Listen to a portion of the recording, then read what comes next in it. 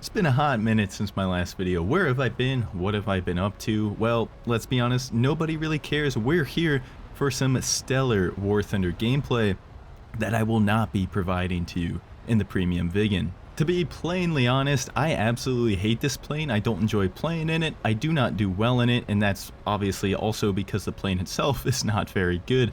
But I do sympathize with people that buy it, and it does come with a hefty price tag of $70, which I also hate about it, and I hate everything that that stands for. However, that doesn't change the fact that a lot of people buy this thing, and obviously, like I said, the plane is not very good for its battle rating, so you're going to struggle. So I figured my first video back, I'm going to try to be a little bit helpful in helping people play the premium Vegan, or at least let you know what I do as somebody that has played many hours of War Thunder. And I did just get done saying that I usually don't do very well in this plane, and that is true, but every once in a while you just get a good match, and sometimes there's things to take from it that you can use in other games, maybe something to keep in mind that actually worked out for you, and that's kind of what I'm going for here with this clip.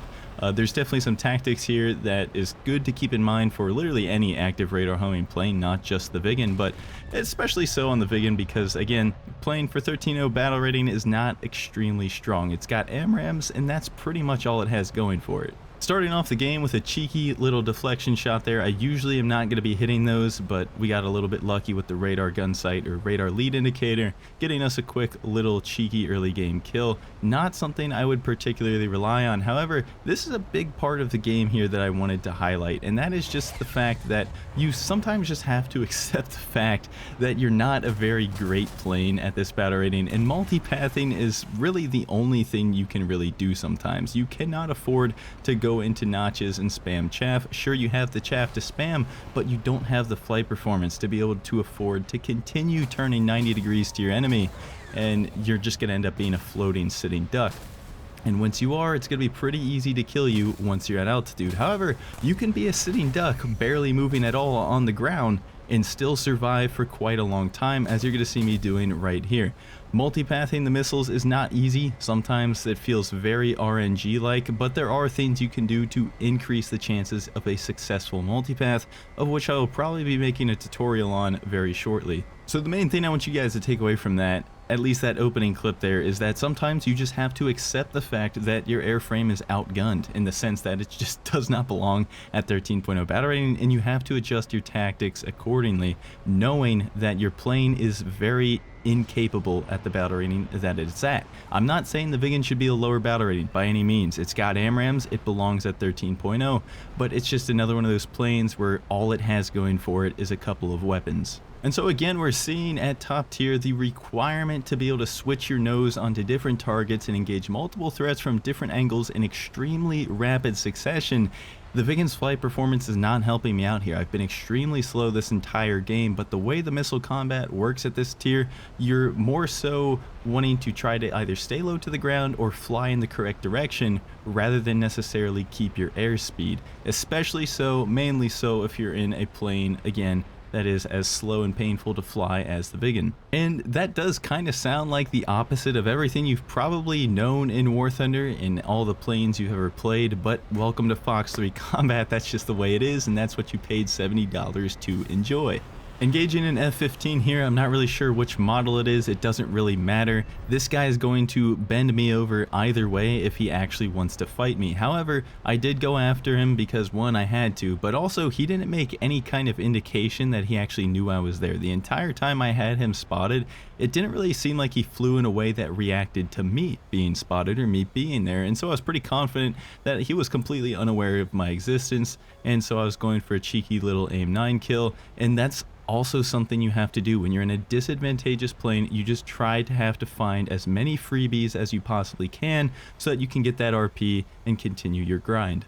I do still have a teammate in the Rafale, and that is basically going to win us the game here, because if I didn't, this blind hunt order is looking right at me. Everyone that's left on the enemy team would probably be coming right for me right now. I head on an Su-34 anticipating that he's probably going to be firing an R-73 at some point there, so we try to flare it pretty much as quickly as possible. If you wait too late to flare ahead on R-73, it's still going to kill you, so you have to be ready to press that flare button. If not, just flare early. You have all the countermeasures in the world in the Vegan. You really don't have to worry about running out. Press them completely liberally.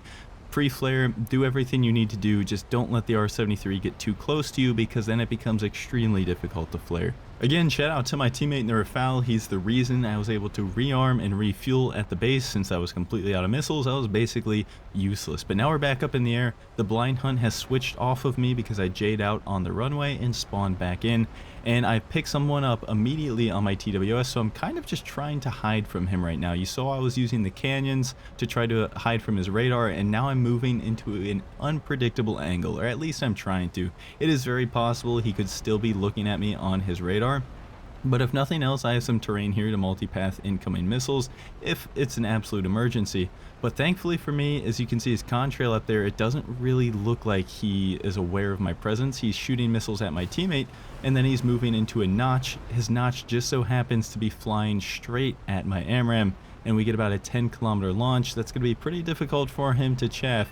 He could have done it for sure if he reacted a little bit sooner, but I mean, that's just the way you get kills here at top tier, and he lets me get another AMRAM kill. The Premium Viggen is one of the few planes that actually benefits from the early game chaos at top tier Fox 3 combat, because you do rely on people not really paying attention to you or not caring enough about you to get kills. And of course, stay low, stay close to the ground so that you can multipath those missiles in an emergency, or terrain mask them even better.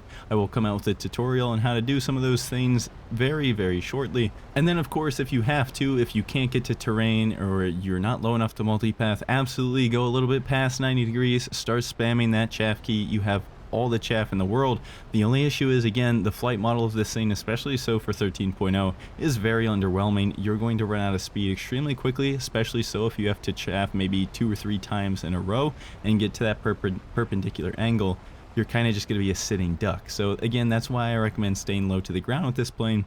Despite being an AMRAM slainer, you'd think you'd want to climb, get the most out of your AMRAMs, but in my experience anyways, most people are going to be eating you up with their own AMRAMs, because you're going to be seeing a lot of 13.7s, or if not, you'll very likely be getting attacked by many Phoenixes all at once, and those are no fun to deal with either up at altitude. So in my opinion, the early stage of the game is very important to capitalize on with this aircraft, because of the fact that late stage in the game, where people are focusing more on you, it becomes a lot more difficult. Of course, keep in mind that the early stage is the most chaos, and it's very easy to die, as it is with any plane in the early parts of a Fox 3 missile game.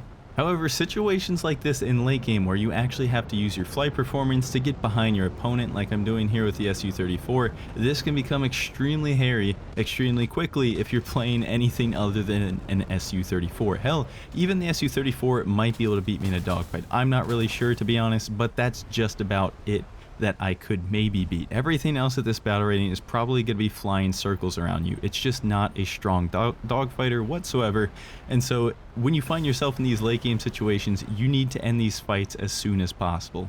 The longer a fight goes on in the Viggen at this battle rating, the more likely you are going to die. So take some risks in the early parts of the fight. Be extremely aggressive, do what you can to end it fast. And of course, there's always a slight reliance on people just flying into your AMRAMs like that F-15. Let me know if you like this plane down in the comments below, and I'll see ya.